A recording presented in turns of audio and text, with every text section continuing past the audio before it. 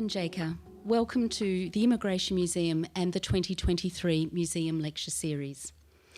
On behalf of all our speakers and Museums Victoria, I'd like to begin by acknowledging the traditional owners on the lands where we work and are sharing these conversations today, the Wurundjeri Woi-wurrung and Boonwurrung peoples of the Eastern Kulin Nation, and First Peoples language groups and communities across Victoria and Australia. We pay our deep respects to elders past, present and emerging, and also acknowledge that we are guests on country and that sovereignty has never been ceded.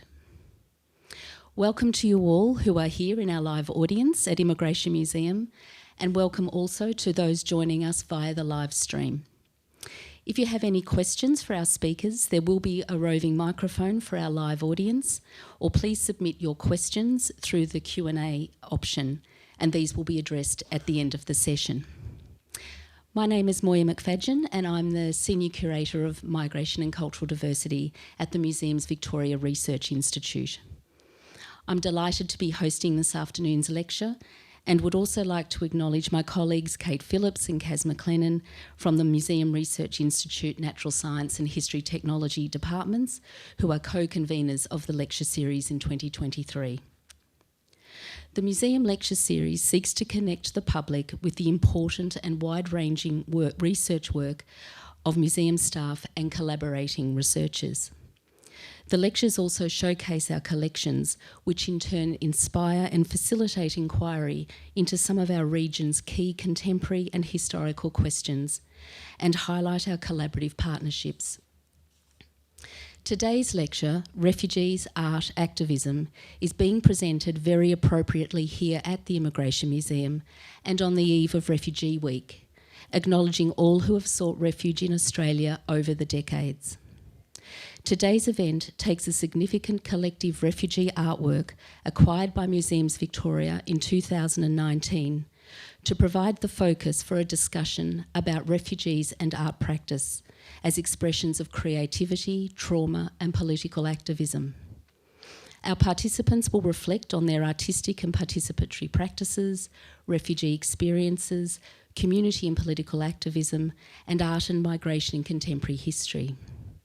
And I want to express my gratitude to our speakers, Peter Burke, Dr Anh Nguyen, Mehdi Jaghuri and Zohreh Izadikia, for being here with us today. It's also exciting, as you can see, that we have the artwork here for our live audience to come up and have a closer look at the end of the session. So our session will commence with short presentations by myself, Peter and Anh, followed by an in-conversation session with Mehdi and Zohreh. We will then open up for questions from the floor and the online audience. As I mentioned, please post your questions during the session using the Q&A button. So I'll commence our session by providing some short background to the artwork and how it came to be in the museum's State Heritage Collection. Attache Case is an artwork comprised of a repurposed doctor's medical case, which opens to reveal small drawers containing 41 miniature paintings representing 21 artists of diverse refugee backgrounds, including Afghanistan, Vietnam, Poland, Hungary, Colombia, Sri Lanka, Iran, Egypt and Iraq. The piece was curated by Peter Burke in 2015 as part of an international touring art installation, Low Cost Diplomatic Bag, auspiced by the Spanish Embassy. Peter will expand further on the creation of the artwork, which was displayed here at the Immigration Museum as part of the tour. Peter and I connected a couple of years later and we both agreed that Attache Case would be a significant addition to the museum's migration collections. Over a 2-year period, we worked together to gather the consent of the majority of contributing artists, with the museum providing a modest monetary acknowledgement for this exchange to all the participating contributors. 10 of the artists were represented by Melbourne Artists for Asylum Seekers, a voluntary organisation which has been providing art classes for asylum seekers both inside and outside detention. After the disruption of the COVID pandemic, we, in collaboration with volunteer and now Honorary Associate Dr Anh Nguyen, have also documented the artistic intent and biographies of most of the artists, and many have provided a photograph for the collection, which provides a human face to the artwork and story. From the museum's perspective, Attache Case provided a rare opportunity to represent a diverse range of people, cultures, experiences and creative expressions in one multifaceted object. The acquisition needed to happen while we had access to Peter and all his knowledge, as well as his contacts with the artists to facilitate the information gathering and the consent process. The works are primarily acrylic and oil, but there are some mixed media, and our conservators conducted a thorough condition assessment and storage recommendations for the work. The refugees and asylum seekers who produced the artworks, some in detention at the time of the original project, came from diverse cultural backgrounds, and the individual artworks explore diverse themes relating to detainment, immigration, border security, policies, bureaucracy and mental health. Through a range of artistic styles, all contained in a predetermined size and form, the artists convey their thoughts and feelings about freedom, opportunities, life in Australia, resettlement, optimism, despair, grief, hope, fear and anger, and the consequences of living in limbo. These refugees and asylum seekers' voices, concerns and personal experiences are not often publicly expressed and more often manipulated by media and politics or silenced in their community. Attache Case has been an extremely significant addition to the museum's evolving collection relating to migrant, refugee and asylum seeker narratives. Through one multifaceted object, we have been able to represent a diverse range of people and experiences and developing ongoing relationships which are providing platforms for the artists to be heard, including events such as this one today. The case, the individual artworks and photo portraits are all now on the museum's collections website, along with the artistic statements by the artists and articles reflecting on the piece and its broader meanings by Peter, Anh and myself. So I do encourage you all to get online and have a look, and you'll get a lot more information. Immigration Museum educators are also highlighting two of the artists and their works in their on-site school programs. And we hope to produce a digital story around the artwork and also display the work here in the coming months. So I wish to acknowledge Peter's creativity and social commitment in curating Attache Case and the generosity of himself and all the participating artists, like Zohreh and Mehdi here today, for sharing in perpetuity their experiences with the museum and us all, as well as Anh for her research and documentation support. So it now gives me great pleasure to introduce our first speaker. Peter Burke is an artist and teacher currently lecturing at thsi University of Melbourne, who lives and works in Naarm, Melbourne. Peter curated Attache Case and worked closely with the museum to facilitate the acquisition for the collection. His artwork uses socially engaged strategies combined with current concerns and conventions of art, especially those involving social interaction in public spaces. By these means, he examines topical issues and questions the general condition of contemporary society. Peter's projects intersect with painting, drawing, performance and video. He exhibits widely in Australia and internationally, and recent projects and exhibitions include Treat in 2023, a public art commission for the Western Treatment Plant, and Take Note in 2021 at Five Walls Gallery. Would you join me in welcoming Peter?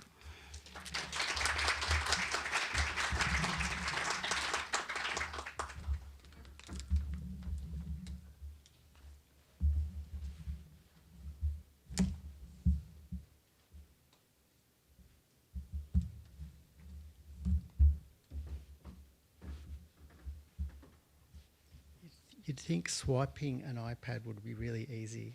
But when you're nervous, it's different. Here we go. Yeah. Thanks, Moya. Yeah, it's great to be here, and it's really lovely to see MJ and Zohreh, two of the artists. I haven't seen you for a while. I'm so excited to see you, so it'll be great to chat after this. But it's really lovely to see you here because you guys were such an important contribution to the project. Yes, so I'm just going to talk really briefly about the project from an artist perspective. As Moya mentioned, I'm an artist. And for this project, I worked almost as a curator, assembling these different bits, but it did have a performative element, which we might be able to show you at the end. We've got a little video hitch, but we might be able to show you that at the very end of everything. And it also had, I guess, as some of my projects have, they have a community or participatory approach. Let's see how I go with the buttons. Well, yeah, so it started on the, a long time ago, I can't believe how long ago, it's September the 2nd, 2014, checking my emails, and I got an email from the Spanish Embassy in Canberra, and if you probably got one of those like I did, you'd probably just put it straight into the spam, and it said, "Are you the briefcase artist?" I thought, wow, gee. And it is true, I had done a couple of projects with briefcases. Interesting, they were crossing borders, but they weren't exactly the borders we're talking about today. They're more like artistic borders, so intervening or sneaking into the Melbourne Art Fair, selling artworks from my briefcase. Actually, I never wear a briefcase or a suit. I never carry, well, I never wear a briefcase anyway, but I would never carry a briefcase or wear a suit. So it's quite an unusual thing for me to put on that sort of, what I see as sort of a symbol of power or a symbol of something to do with an institution or bureaucracy. But it is very interesting when you wear one. Things change. And you can sneak into art fairs and sell other people's work. So I was, as that letter said, I was doing some work with briefcases, and that went to India and the Singapore Art Fair. That extended into my jacket, my shoes, my socks, my hat. So it was slightly true, but I didn't really think I had the street cred to be a briefcase artist as such. Anyway, next morning I replied, 10:52 a.m, and said yes. Anyway, not long after that I got a call, and they said, this man in a big deep Spanish accent said, "We've got no money." And I thought, this really is a scam. Anyway, he turned out to be this fantastic man. His name's Cesar Espada, who was, I'm not sure what his official role is called, but he was the person in the Spanish Embassy in Canberra, originally from Madrid, who organised cultural projects. So his projects were really interesting.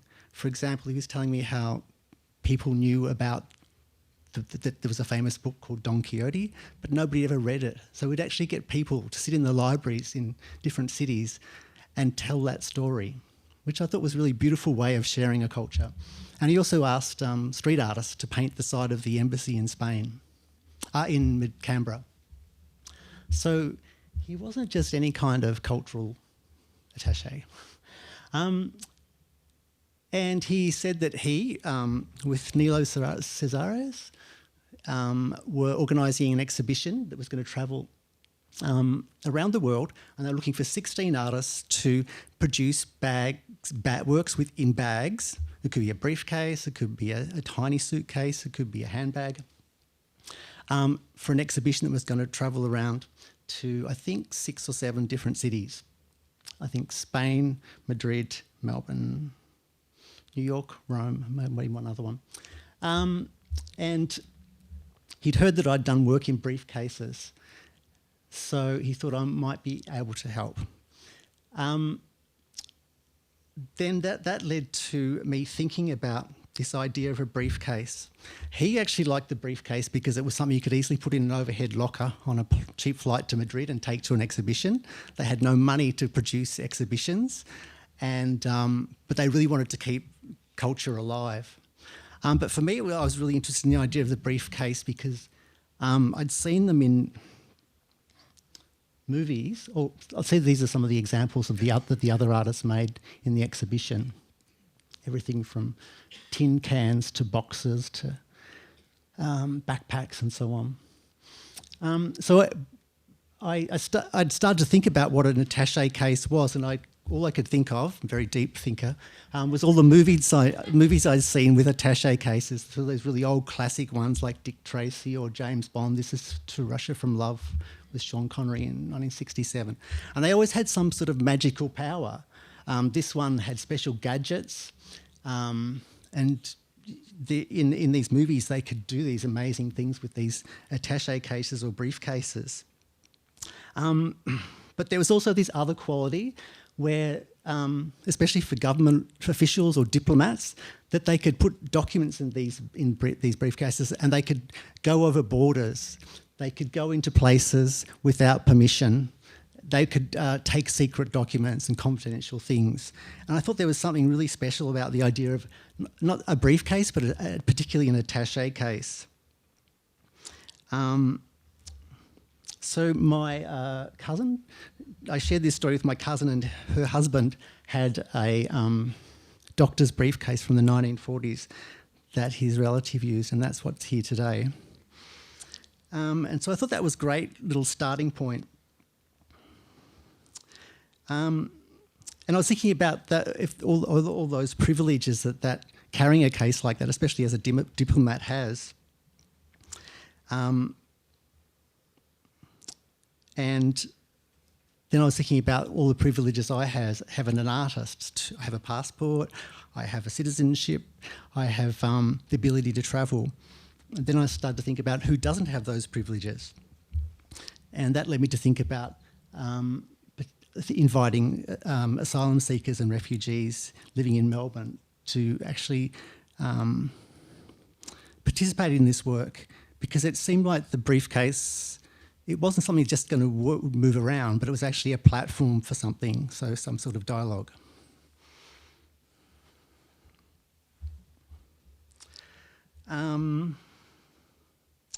Yeah, so as Moya mentioned, I started to think about people I'd met, particularly some students, and others that had either worked in that area or had come from other backgrounds and got to Australia in a sort of precarious ways. And I reached out to the Melbourne Artists for Asylum Seekers. If you don't know them, they're an amazing collective. I think they started, was it 2014? I can't remember. I joined them 2015. 2015. Yeah. So they consist of a moving and changing group of people. They're artists, designers, sculptors, performers, filmmakers, animators. They do so many different things. And they teach art and a lot of other things and protest, but they particularly have classes for the community, both in detention centres, for example, the Melbourne Immigration Detention Centre in Broadmeadows, and also outside in Melbourne. And there's two key people that I connected with. One was Aziza Academy and Margaret Mayhew. Aziza put me in touch with some fantastic artists from the group, namely Zohreh, and a lot of the others whose work's here today.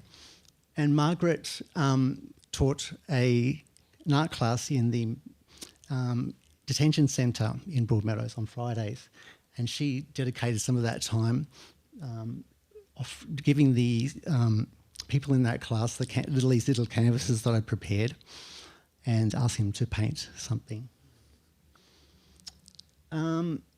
Yeah, I just have to have a drink of water.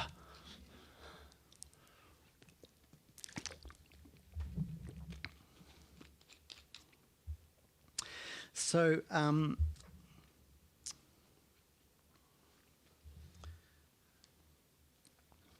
And some of the other artists I met through teaching. So, for example, at the time I was working at Victoria University and met MJ, who's here today, and we'll chat to him soon, and also Raika Sarai from Iran. And it was really interesting, and over the years I've taught different students from places such as Vietnam. That's Minh Phan, who's also has a work in the case.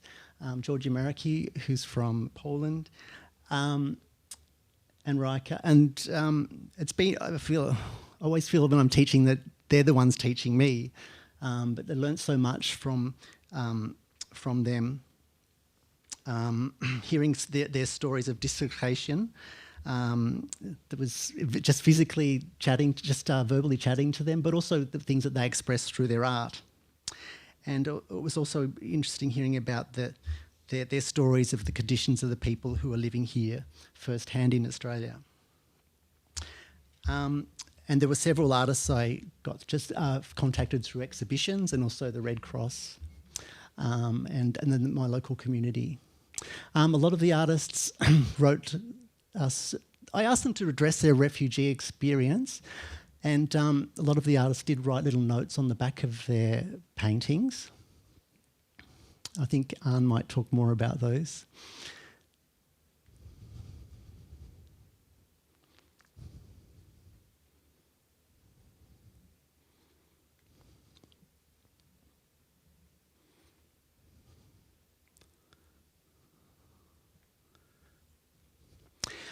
And a lot of the artists were really excited to participate, but not everybody wanted to address the idea of the refugee experience. So Anthony Rodriguez, he told me that they don't come up so well on the screen, but when you come up later, you'll be able to see them here on the table. They're photographs of his partner's back, the first thing he sees in the morning when he wakes up.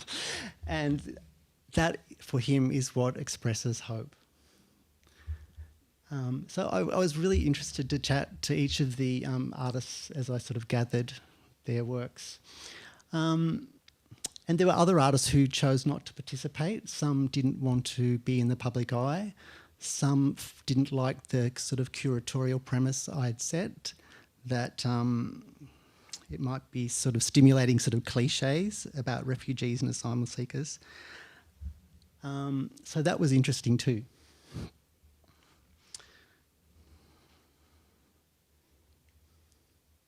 That's the video. We might look at it later.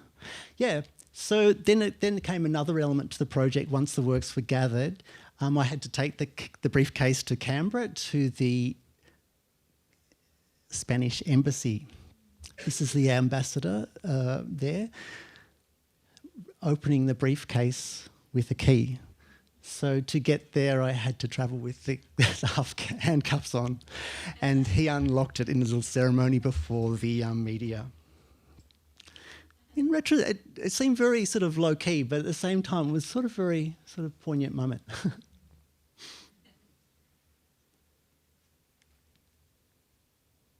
And that's Cesar Esparta. I mentioned the cultural project person from the embassy there. Just to finish up, so the project's had this really strange life. It's sort of like the unfolding pockets in this case itself. I sort of thought it would just end after the travelling exhibitions, but it's had another life here at the museum, which I think is really important, so that and these stories, for example, just today are being retold. But it's been a learning experience for me as sort of thinking about how art can be a means of communication and empowerment, and how it has the power to activate conversations and provoke change, and is obviously a platform for the voices that aren't always heard or seen. And so I also think about art as activism, but also it can be direct and also poetic, and it's an interesting way to engage with communities and create platforms for a dialogue. And also really think it's interesting how there are really, despite sort of all the bad news, there are really important and passionate individuals that play within institutions such as Cesar or Moya that are sort of working, to bring these voices to light. So I think there's a lot sort of that maybe we can talk about later. Yeah, on all those. So I think yeah, I just was quite surprised how this project has unravelled. This is some sort of platform to keep the important stories of refugees and asylum seekers alive. So yeah.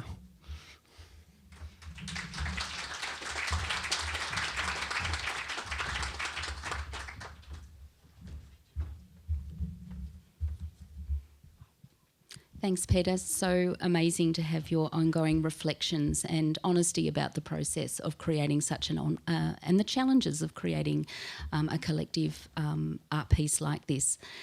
It's now my pleasure to introduce our next speaker.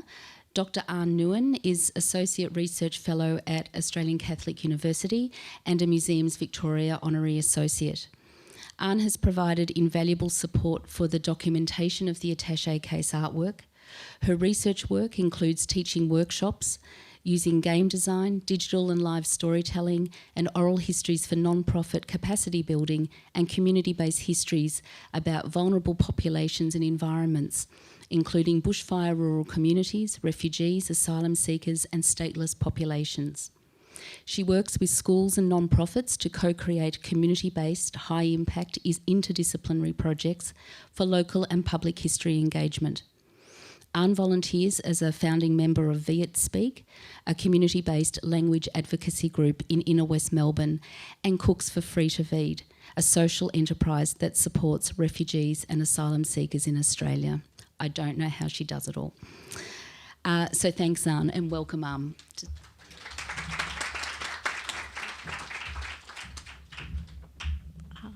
Thank you, Moya, and thank you, Peter, and thank you, Zohreh and Mehdi, and artists and audience as well.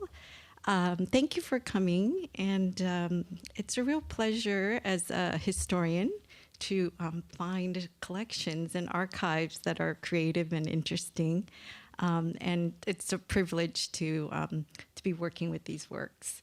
Obviously, they have their own knowledge to share, and I'd like to just reflect a little bit on the time that I've had cataloging and looking at people's stories as an oral historian. So I just wanted to share a thought from Marco Martinello in Arts and Refugee, the journal about multidisciplinary perspectives.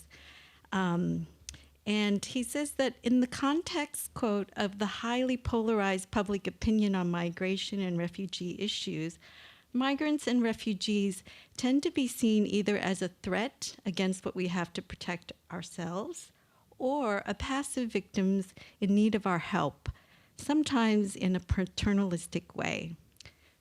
Too rarely do we see migrants and refugees as agents, persons who contribute positively to the development of human society in various ways, including their artistic practices, despite the hardships that they are going through.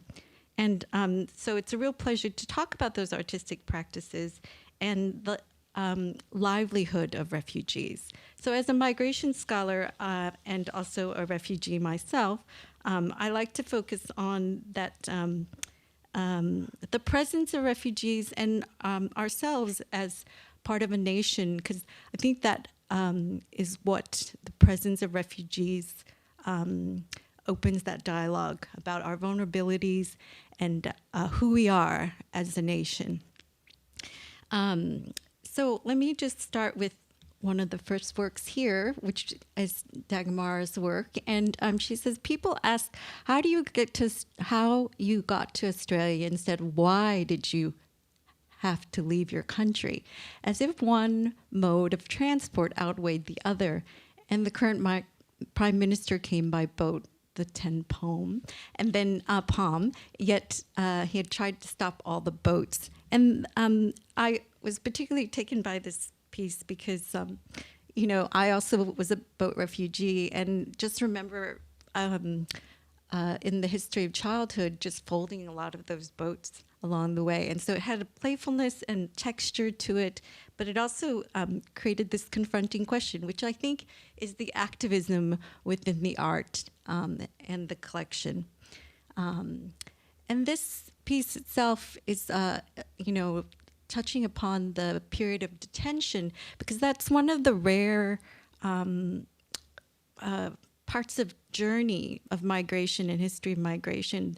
It's kind of a new area, unfortunately, that's developed. So, you have stages of pre-migration, and then you have limbo and detention, and we're looking at that quite critically, but the artists themselves have looked at it quite critically.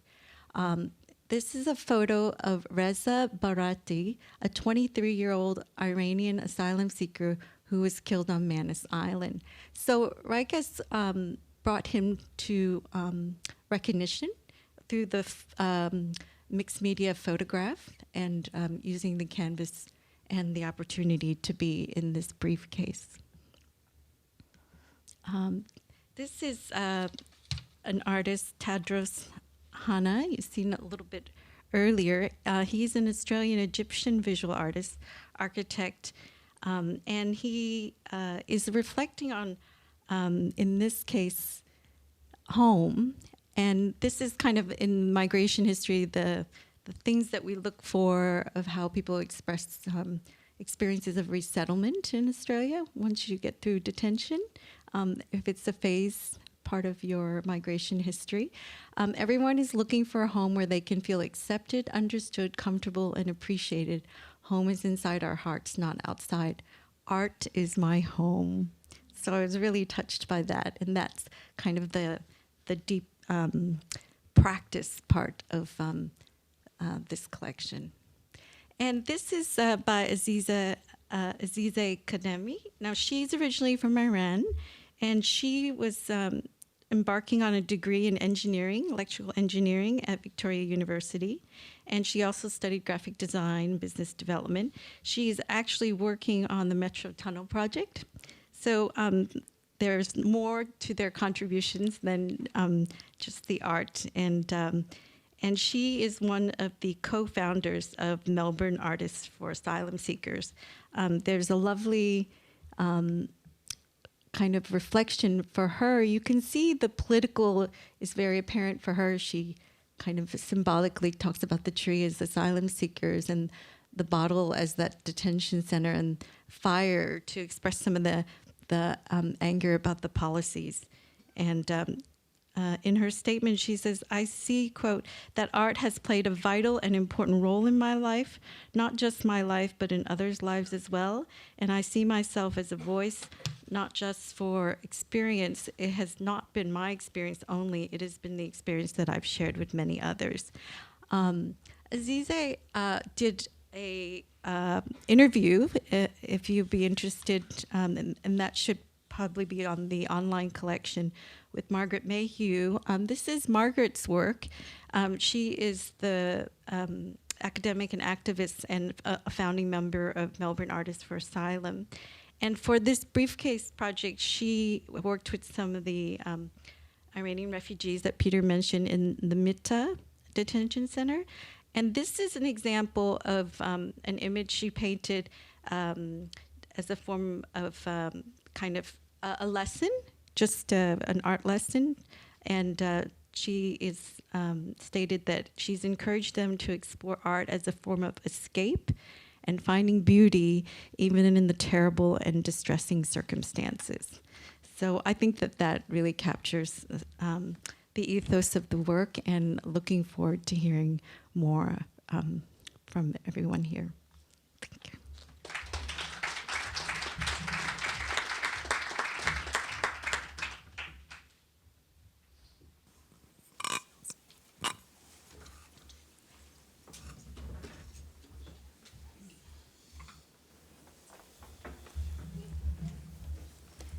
Thanks, Anh.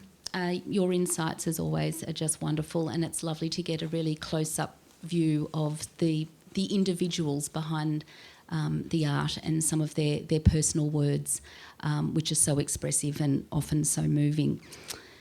It's now my enormous pleasure to introduce our next two guests who will be participating in a conversation session. Inda, the next. Mehdi Jaghuri is a visual artist living and working in Melbourne. His father was one of the first Hazaras to arrive in Australia by boat and seek asylum in 1998. Mehdi, aged 12, and the rest of his family arrived in Australia 7 years later. Mehdi completed a visual art diploma at Victoria University and a fine art degree at Monash University.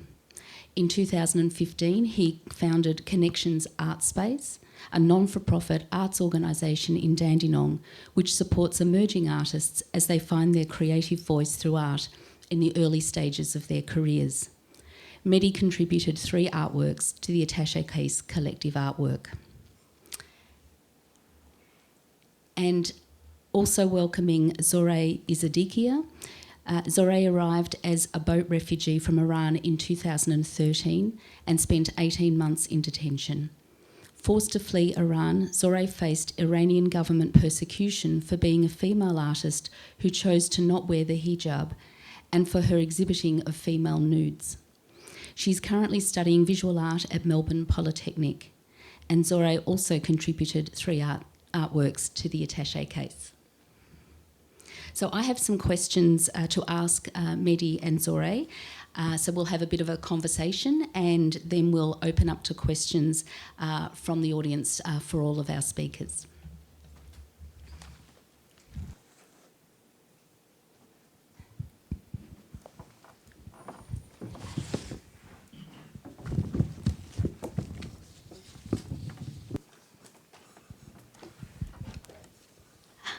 Welcome to both of you and thank you so much for being here.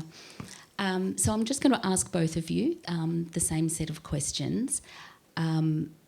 Firstly, can you both share a little about your story of coming to Australia and share as much or as little?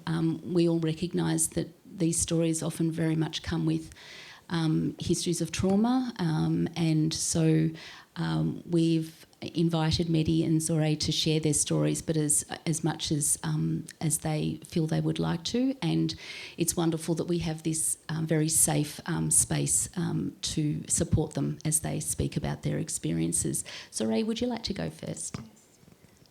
Yes, thank you for giving me this opportunity to share my experience with other people. I actually, in 2013, I was in trouble with my nude art exhibition in my father's property. I thought that this is a private exhibition and won't make trouble for me, but unfortunately, one of the neighbors who was religious and didn't like it, reported, and I was in trouble. So although I studied hard Italian language, I was planning to go to Italy, study painting by student visa. I had to cancel everything and just make a quick decision to flee from Iran because I was really in danger and I couldn't take the risk.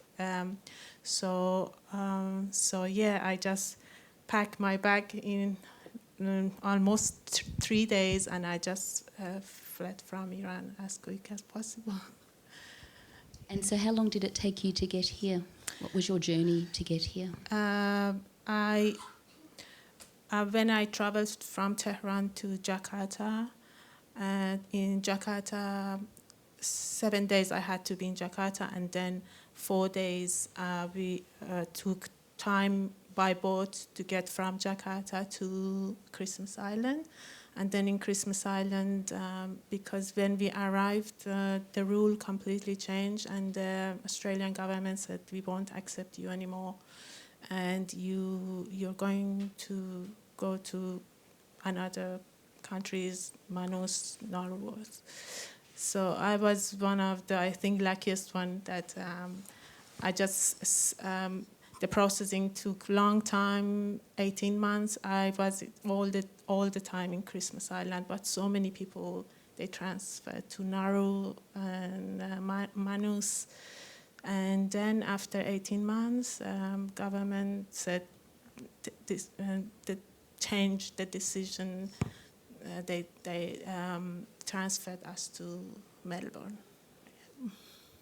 And so when were you finally able to join the Melbourne community? It was amazing because during that 18 months in Christmas Island, art was my savior, because it was very depressing. I could see that people, families, they were really suffering from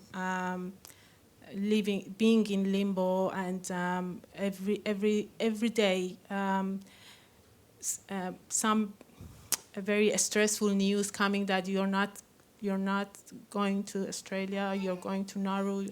Very, very stressful time for people in detention. And I can say I was the luckiest one, that I have ability to make myself busy with painting, because immediately after I got there, I think after 1 week, when officers, they noticed that I'm an artist, they gave me some tools and brushes, paints. They said, if you're an artist, you can do mural art on the wall. It's you can do it. And I said, oh, okay, it can be the best, because I'm here for that. So it was very, very good. So I almost paint all the walls in detention camp. And but it was amazing. Other things like helping, after a while, when I noticed that people suffering from depression and anxiety, I started to help them with my art. I asked them to bring your T-shirt. I can paint for you, because in detention camp everything is basic, very limited. We don't access to so many things. It's very, very basic, everything. And I try to make their life a bit more colorful with my art. Like I ask them to bring your noodle cups. I can paint the cup and you can use it. It will be something. And they get so happy. They were so happy. I asked them to bring your sneakers. I can paint your sneakers. Oh, so many other things that really gave them, small things that gave them very joy and happy, make them happy in that difficult condition. And actually, in those days, I noticed the value of art. Truly, in detention, in Christmas Island, I understood the value of art. Thanks so much, Zohreh. It's so interesting about the value of art and what it brings to people, and enriches their lives and also helps them get through very, very difficult circumstances. And we'll come back to some of your creative practice soon. Mehdi, so I'll come to you now, and would you like to share a little of your story of coming to Australia? Yeah, I've been quite lucky, actually. My father actually had to go through a lot of the journeys just to get here and to give us a better future. So we came after, so by plane, so it was much easier. The only thing I did struggle a little bit was the language barrier that we had. But a little bit of my dad, so when he actually came here by boat, the stories that we heard from him time to time is that, so it actually took him about 14 to 16 days and nights just to get here by boat. And a lot of things did actually happen to a lot of people inside the boat, and they were overpopulated in a very small boat. So in so many ways, I've been very, very lucky, and I think I'm going to be in debt for the rest of my life for my father to give us a very nice future now, and raising us now in this country, and we had a better education, and we went to school and so on. So where I picked up art was at a school, actually. So the very first time, I was a very shy guy first, not anymore, but I was very shy and very quiet. So one day in art class, we actually did a bit of drawing. And everybody around me said, oh, wow, such a nice drawing, MJ. That's fantastic. that actually boosts my confidence a little bit. Wow, wait a second, I actually can communicate with these guys here. I can be friends with these guys. So coming from outside a little bit, you have that fear in you. Should I talk to this person? Should I not talk to these guys, students in your class? So you had that fear at the back of your head. And my father did say you gotta have to accept, because when you go into someone's house, without or with invitation, if you're a stranger, everybody's going to act a little bit different. So you got to accept that and try to find something where you feel comfort there. And I think art were triggered a little bit where I found a voice a little bit through my colleagues. So I only practiced, so I came home, went to the library, borrow a lot of books, manga, cartoons, just copy, and then go to school and show it to my friends. Hey, look at my work. They were amazed by it. I was like, oh my God, look, this guy's very good. So my teacher in Year 9, she actually forced me to apply. There was an art prize in our council, and then I got the first prize. And that even boosted my confidence. Oh my God, I can actually talk and communicate through these paintings. So, and ever since, I said, you know what, I really want to produce and communicate through people and make connection through art. It could be through drawings or painting and so on. So when I graduated from high school, so my father wanted his son to become a doctor or engineer or scientist or all these things, because he actually gave us an opportunity to express it through a better job into the future. So I got into art and visual arts, and I said to Dad, I'm sorry I couldn't get into biomedicine, into science. Unfortunately, I'm not smart. So my father said, it's all good. But a little bit of story about the kids back home. So every year when I graduated from my high school, year 9, year 10, 11, and 12, I was actually, if you believe it or not, a lot of kids were saying, oh my God, the school's over, holidays coming in. I was actually crying a little bit, to be honest. Even though when I left my uni, I cried a lot. Is that you will never get that opportunity again to meet your professors, your teachers. Time itself has got an expiry date. So I said, oh my God, I'm going to miss this moment this time and move on. But back home, if you're a kid, so there's no school, so you basically, in summer, you are a shepherd taking cows and sheep into the mountain. In winter, if it's cold outside, then you stay inside the house and make rugs. So that was our future. So when you become 16, you become a farmer, and then the rest is going to be either mining or working in a farm. So that was at the back of my head. I said, oh my God, I'm actually going to in year 10, and now 11, and then 12. So I was very lucky in that sense. So I went to Vic Uni. I met Peter there, John Walker, one of the greatest artists I've ever come across, and my professor as well, and Paul Burke as well, sort of guide me, educate me what is actually art. So I actually had to study the foundation and the culture of art and move on and put it into my practice. And today, to be honest, I've become a very different person. So if I look back 20 years ago, I thought I might have been, I don't know, a farmer maybe or something like that. But today, I'm really, really lucky to have a beautiful future that I mentioned earlier, that I'm going to be in debt for the rest of my life to my father. And I'm a father now as well. I got one son, but my father had 10 kids. Raising those children is actually unbelievable. And yeah, so art was the foundation of my language to be able to communicate. And that's why 2015, I opened a gallery while I was at uni. So I want to find a connection and bring harmony through people in our different cultural background. There might be a lot of people out there had a lot of barriers. So let me break those barriers. They can come and express it through painting, drawing, performance, art, music, and so on. So that journey is still going very well, and everybody's doing so well. So yeah. Thank you, Mehdi. And it's so interesting that for you, at least initially, that art was a form of communication and a way to connect and find your place and find some understanding and relationships. I think that's really, really interesting. So now I'm going to ask you both, maybe Zohreh first, why did you decide to participate in the Attache Case project? Telling the truth, after I came out from detention camp, after 18 months isolated in another island, it was very different experience.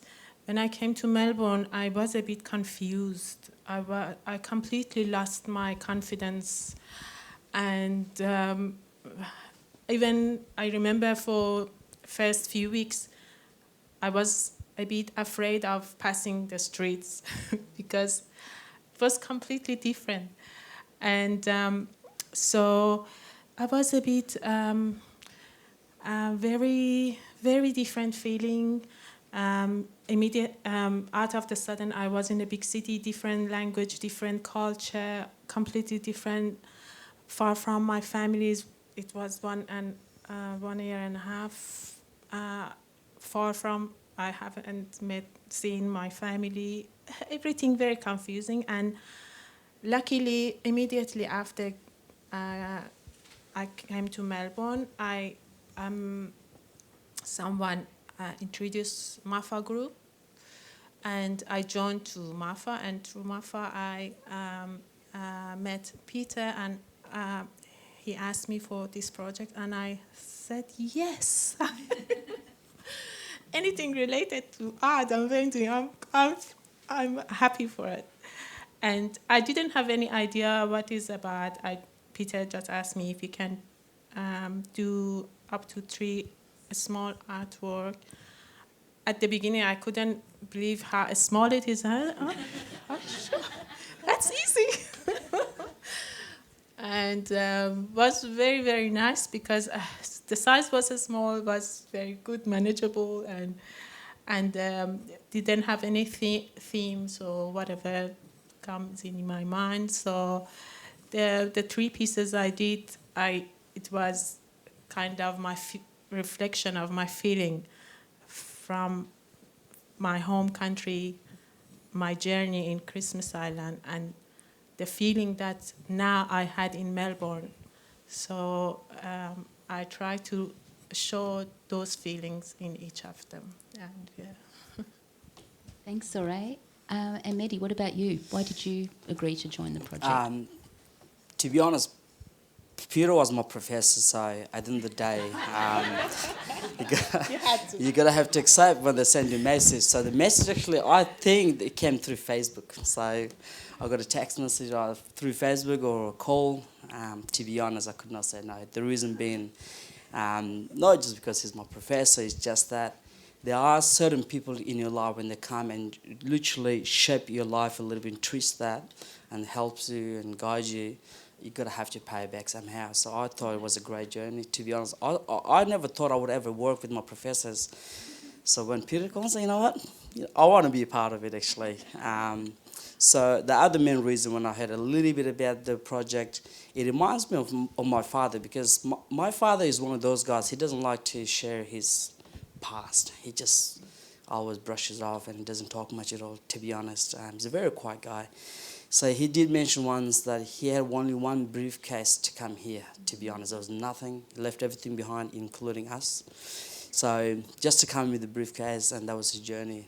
So I thought, you know what, that's like very private, very personal, and even the size of this camera is very small as well. So it becomes very private and personal. So I thought I would love to be a part of it, and look, we're here, so it's amazing. Did you want to reflect on the pieces that you did produce, Inda? I don't know if we can go back to the slide that shows the works, but that's okay. But yes. My work is actually very intense. A lot of my work has got a lot of trauma and violence and a lot of dark stuff. So I thought, what should I make for Peter? To be honest, it's something have to be, I don't know, soft and subtle, but at the same time, it's got a bit of meaning behind it. So I, again, reflect back to childhood. So child labour, what if these people get educated from a very young age? They can reshape the future. So, but it's very common kids are working from a very young age back in overseas, not just in our country, but in a lot of countries. So that's why kids working in labour, and I used to be a shepherd, taking cows and sheep to the mountain when we were young. But my twin sisters, they were born here. And they're about 16, 17, and they still talk about Barbie. But I remember we were about 6 and 7. We were away from home for 5 to 6 days a week just to work. So just small things is good to have those experiences young age. So when you grow up, so you can actually have a better future. But My sisters in front of me, I can see them. It's very different mindset they have at this age. But yeah, I thought something subtle but easy, and yeah, so because my work is very intense. I do a lot of painting. It's very intense. I thought something very subtle. Yeah. Thanks, Mehdi. They're just beautiful. And Indra, I don't know if we can just flick to the next one, just to remind ourselves of Zohreh's work. There we go. I don't know if you wanted to just quickly highlight anything there, Zohreh. This one is more my feeling back in my country, because I was very in conflict. Something just for your family, your friends, your memories, your childhood, just wants to stay, and the other side, freedom, freedom wants you to go. So it was a conflict in my mind always, that I have to stay, I have to go. This one was my feeling when I was,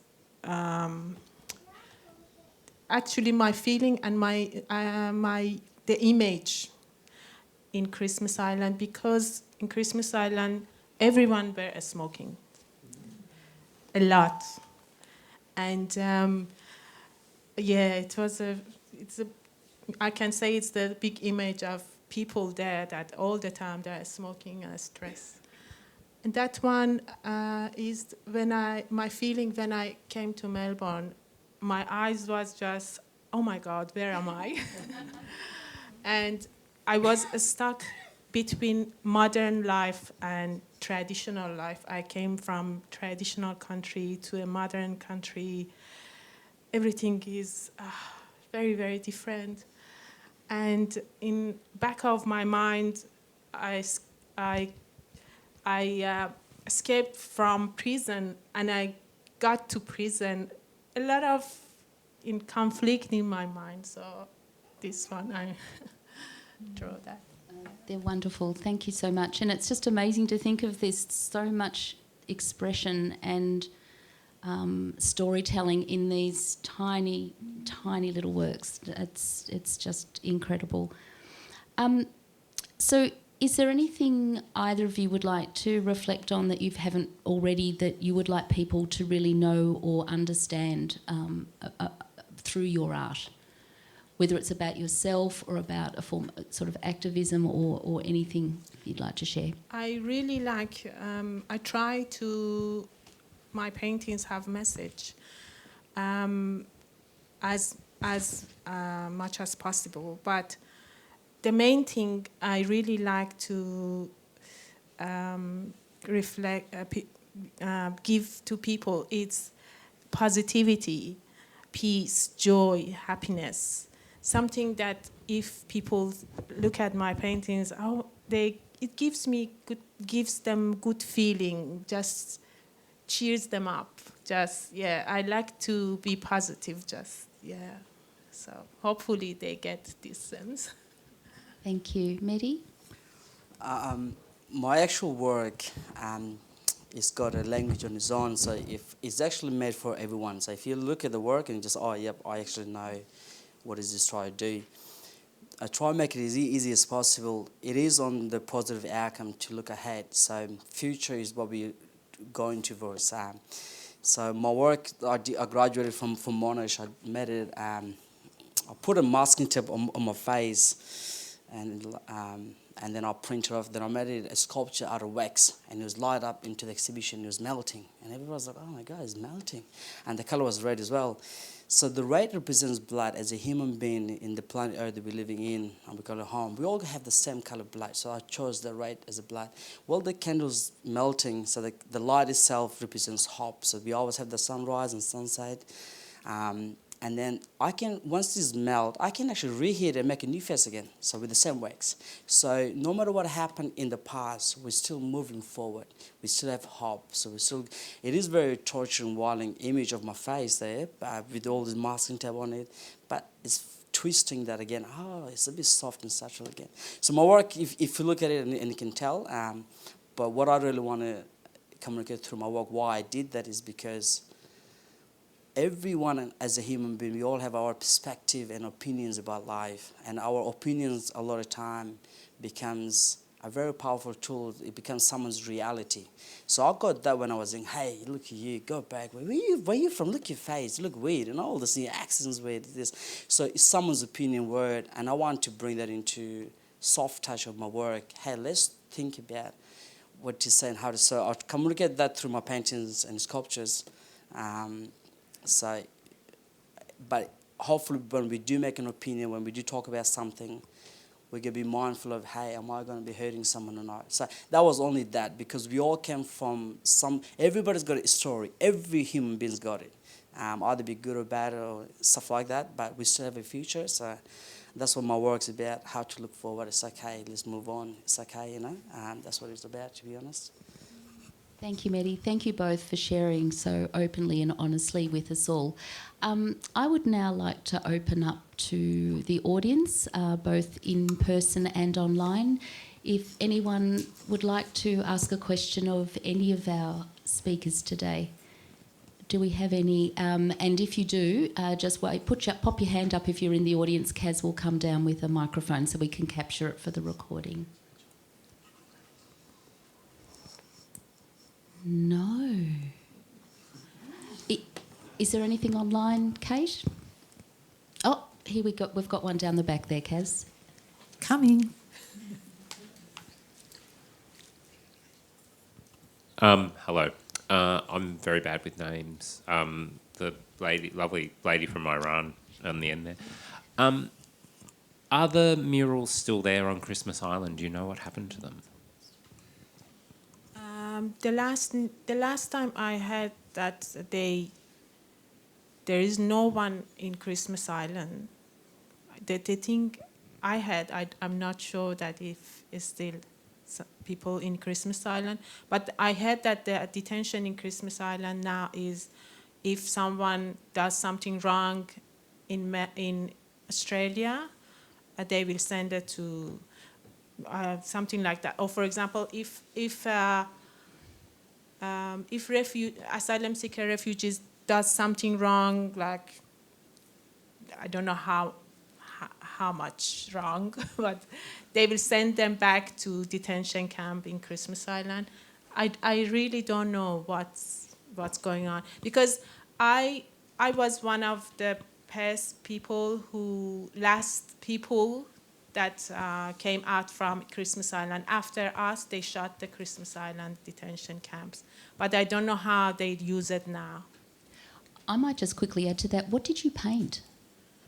What were the paintings of? Actually, at the beginning, the officers told me, oh, sorry, you cannot paint whatever you want. It shouldn't be meaningful, political, meaningful. It has to be what we want you to do. So they gave me Spider-Man, Hulk. I said, okay, that's fine. It's better than nothing. So I did actually. It was a very nice experience because I never did that experience in my country. So, it was amazing because it was with the basic things, not technology to make a big painting on the wall. And I did it very good. I wish I could show you, but it was very good. All officers take photo and get so excited. And then after 6 months, when they started to transfer people to Nauru, I became a bit rebel. And again, I said, no, I'm an artist. I should show that this is not right. So without getting permission, I started to paint on the wall some meaningful drawing. And I remember that immigration officers, they come to interview now and then, coming to interview us. And they just came and pointed, oh, wow.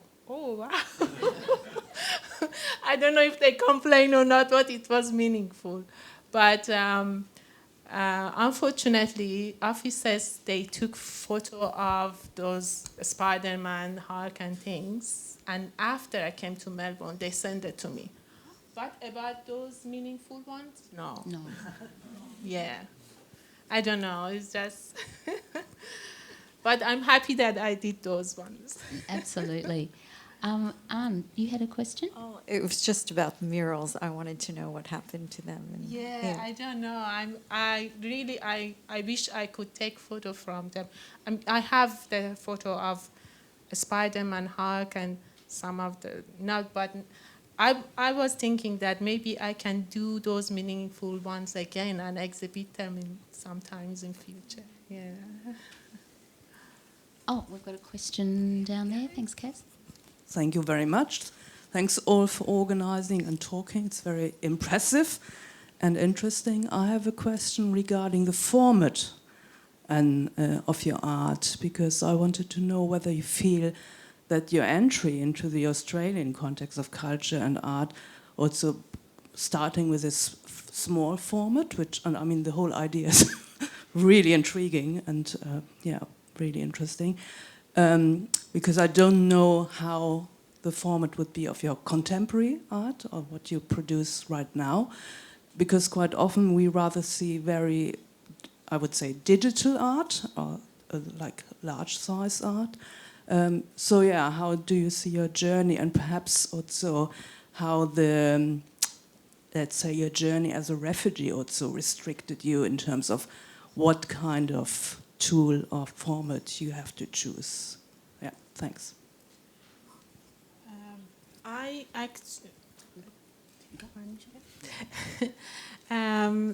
Back in my country, actually, because I didn't study art, I was, the story is a long story. I was flight attendant, and I was trouble with my hijab when I was flight attendant, and I had to leave my job, and then I started practicing as a self artist. And because I didn't study art, I just tried to copy the things, like take some another people's painting, copy that, something like that, and then slowly I developed my skills, and it wasn't, how can I say, it wasn't very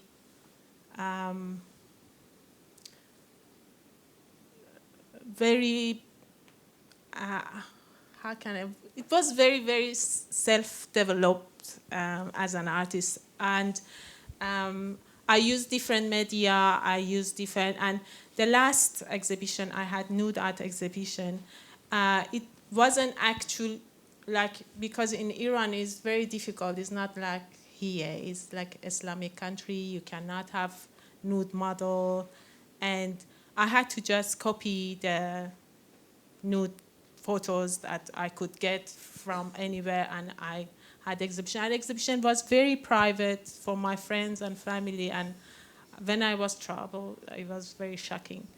And when I came here in Christmas Island, very new experience for me, painting on the wall with acrylic.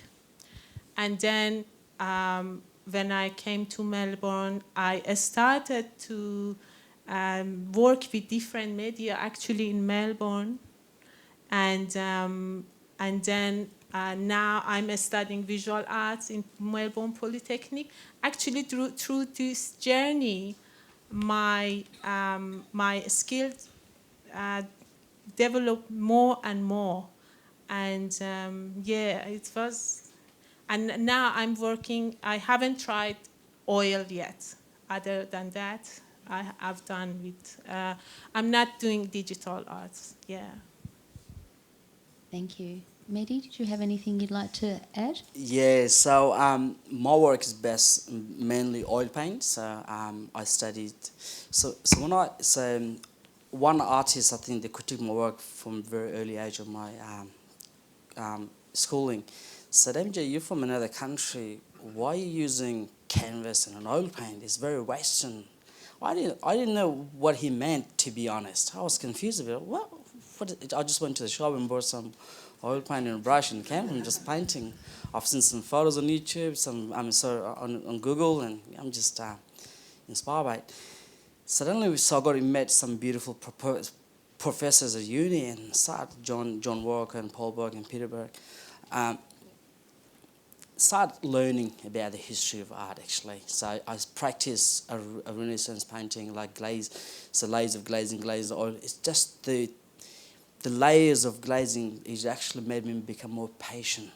So I've liked that idea of medium or Western, medium base, and then the idea of from maybe the stories, the memory that we had in my family, and then put it into the canvas. Then I started learning more about mediums. So I said, you know what, I'm going to paint on denim. So I went to Spotlight, bought rolls of denims, and I learned about how we used to make jeans, why we made them for hard-wearing, durable. So your memory is very strong and very powerful. So farmers used to have the mechanics. So I started painting on denim. I was like, I'm going to make this work. And then chiffon fabric, very transparency. It's like, and then my professor said, how can you paint on chiffon fabric? I was like, so I put a PVC glue, seal the holes, and just paint on it. So expanding, so the idea, and then I got introduced to Jackson Pollock. Hey, why are you having a canvas hanging on the easel if you can pour it? So I started learning, educating, and then I said, I want to use a Western medium as a platform because I live now in this lane. I walk on this lane every day. I want to have that idea of medium touching base. I want to touch and feel things from where I live now. And then the idea and concept could be where you come from. So I just blend the two different mediums. So, yeah. Thank you, Mehdi. So fascinating. We're almost out of time, so unless there are any burning questions. Kate, anything online? It's quiet out there. Yes, we've got a question up the back. Oh, okay. Final question. Thank you.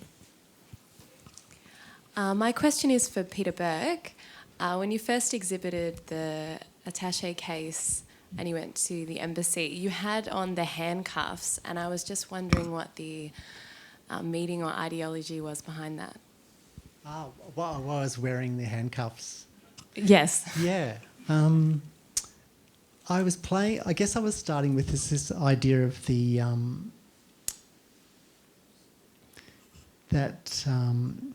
sort of secret agent, and that I showed you with the James Bond example. A lot of my work plays with humour and sort of cliches or tropes that you see in films or in advertising, in pop-up stores and that sort of thing. I love that sort of quirky, humorous, bizarre sort of entry to a work. So the whole... So I arrived at the embassy with the suit and the handcuffs and attached to the briefcase. It was sort of it was a little bit slapstick. And I love that sort of humorous entry because it's one way, well, this is the way I work anyway, I don't know if it's very good, but of sort of bringing humour and a lightness and a sense of play. And then sort of under those layers, there's sort of sense of hopefully sort of some sort of depth or other things going on. So I guess that's where that started from. And I just looked at some sort of tropes in movies where that carry the attaché case, but it was also attached to the body. And there was also this performative element of not having the briefcase displayed until I arrived, until it was actually unlocked. And there was sort of beautiful ceremonial sort of thing about that. Yeah. Thanks, Peter. I think Peter would really have loved to have done the performative moment and opened it and displayed it, but that took such a long time. We didn't have time, so we had to prepare. And I think too when... Yeah. The key's got its own little registration number, as we do when we museum everything. And that would be an interesting question too. I know we've run out of time, but I was interested just to how you're all feeling about, having your pieces that started as a more ephemeral, temporary sort of work, and here they are for perpetuity in a museum collection. Yeah, is it a little bit weird? I never thought that a small painting become, and I'm so happy and grateful. Thank you. I hope it's okay with you too. We did ask all the artists, and there were a couple of artists that chose not to actually be part of the collection that went into the museum collection. So we all wanted to really respect that decision. So every artist has consented to being part of it, including. No, 100%. I would never thought actually to be a part of this in this space. Is that I actually proudly said to my dad, remember you want your son to become a dentist and engineer? Mate, look at my work is in the Immigration Museum, mate. Because my younger brother is a civil engineer, the youngest one is dentist, so they all got educated, except me, I'm just sitting there. But yeah, so he's actually said, finally, son, took you 20 years. So no, it's great actually. It's good to be a part of it. Yeah, and there are a couple of artists who we haven't been able to find. They were in the detention centre at the time they made their work. We've lost contact, so maybe if we find contact in the future, we'll be able to bring their work back to the collection. Absolutely, we will. So I'll start to wrap up now. So would you all please join me in thanking our wonderful speakers.